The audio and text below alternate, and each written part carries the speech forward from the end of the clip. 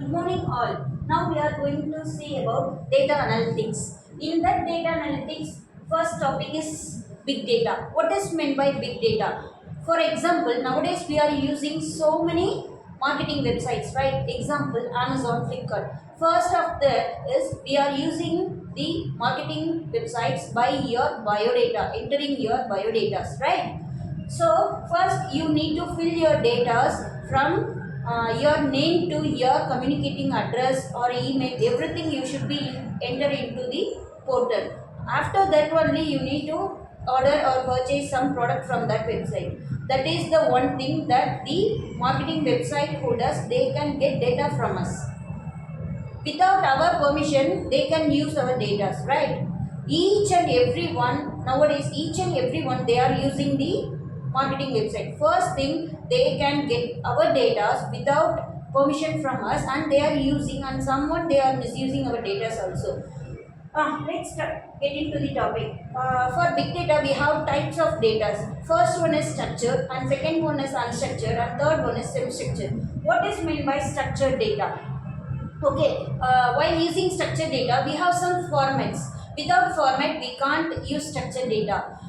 For in databases, right? You can use row, column wise. It is also called as a structured data. If you want to enter any data in that, first you need to enter the column or row wise data. That is called structured data. What is meant by unstructured data?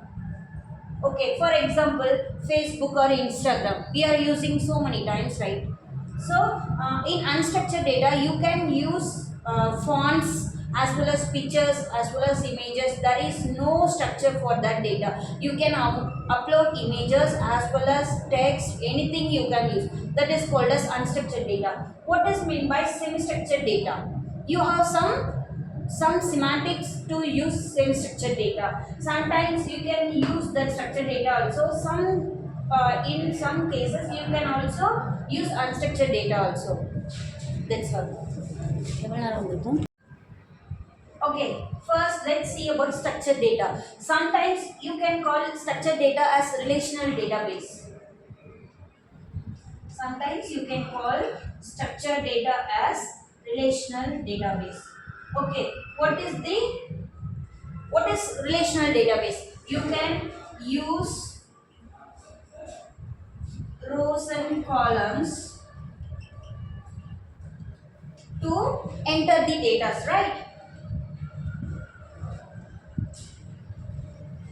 Okay. First thing is you can call structured data as relational database. Okay, how you can store data in databases? You can store data like rows and columns, sometimes tuples. Okay, it has some structured formats, right? Now you understood. You all know how to enter data in database. Okay, rows and columns. Without rows and columns, you cannot enter any data in the databases, right? So it has some structures, so that we called it as structured data. Some semantics are there. Without rows and columns, you cannot enter the data. Okay, next thing is semi-structured data.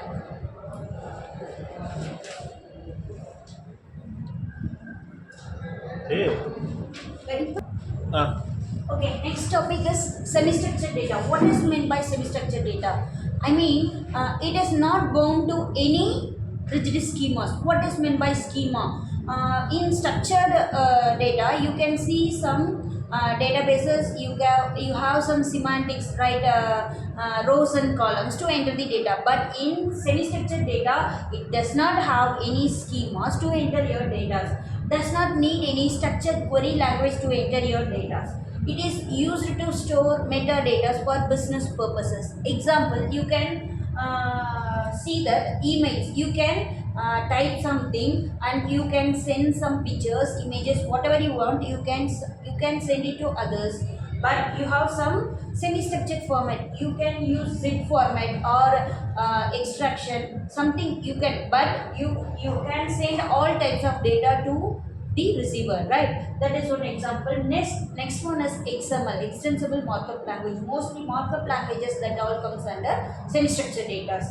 Examples are emails, XML, audios, zip files. You can send zip files to anyone, right? It may be a data or images or any pictures, right? That is called as semi-structured data.